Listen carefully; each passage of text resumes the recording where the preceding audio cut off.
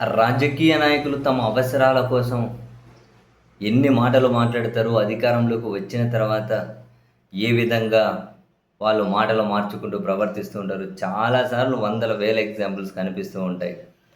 తాజాగా ప్రజాశక్తిలో banner heading ఒకటి కనిపించిన తర్వాత నిజంగా చిన్నగా నవ్వుకున్నాను నేను.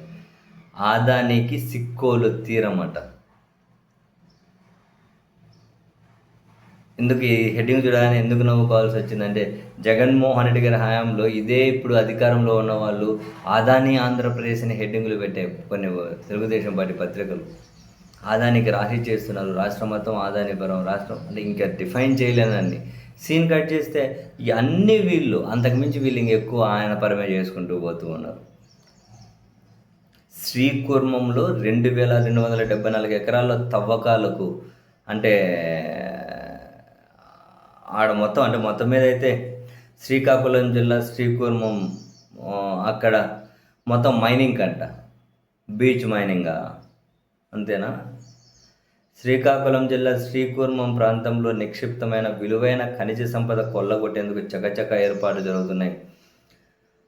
ఆంధ్రప్రదేశ్ ఖనిజాభివృద్ధి సంస్థ తరపున ఆదానికి చెందిన అల్లువియర్ హెవీ మినరల్స్ లిమిటెడ్ సంస్థ తవ్వకాలు సాగించేందుకు సిద్ధమవుతుందట.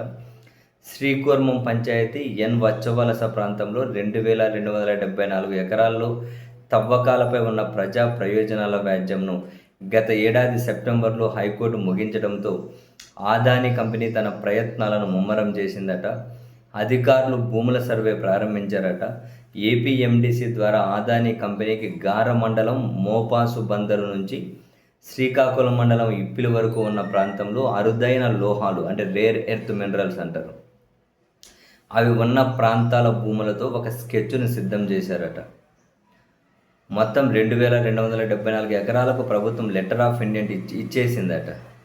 ఇందులో ప్రభుత్వ భూమి 966 ఎకరాలు అయితే అటవీ భూమి 1123 ఎకరాలట.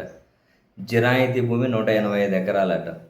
ఈ భూములు మంజూరుకు కేంద్ర ప్రభుత్వం గ్రీన్ సిగ్నల్ ఇవ్వడంతో వాళ్ళు కేంద్ర ప్రభుత్వాన్ని నడిపేది వీళ్ళు కదా, వాళ్ళు గ్రీన్ సిగ్నల్ ఇవ్వడం ఏంది కామెడీ కాకుంటే. గ్రీన్ సిగ్నల్ ఇవ్వడంతో ఇసుక శాంపిల్ను ఏపీఎండిసి తీసుకెళ్ళిందట.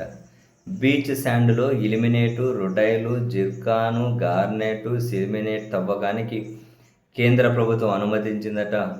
మోనోజైట్ మినహాయించారట. కేంద్ర అణుశక్తి కమిషన్ అనుమతిస్తే సుమారు 3-4 నెలల్లో తవ్వకాలను ప్రారంభించేందుకు ఆదాని సిద్ధపడుతూ ఉన్నారట. ఓయబ్బో!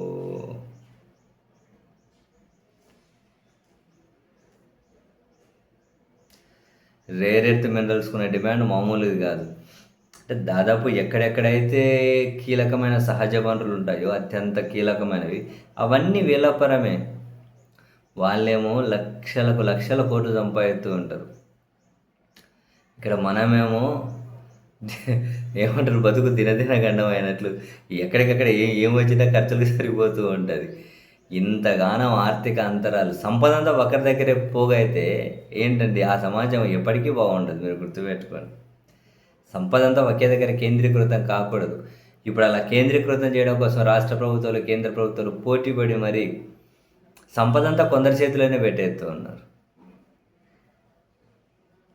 వాళ్ళు ప్రభుత్వాలను కంట్రోల్ చేస్తారు, ఎన్నికల వ్యవస్థలను కంట్రోల్ చేస్తారు, ఓటర్లను కంట్రోల్ చేస్తారు, ఓట్లను కంట్రోల్ చేస్తారు. ఏదో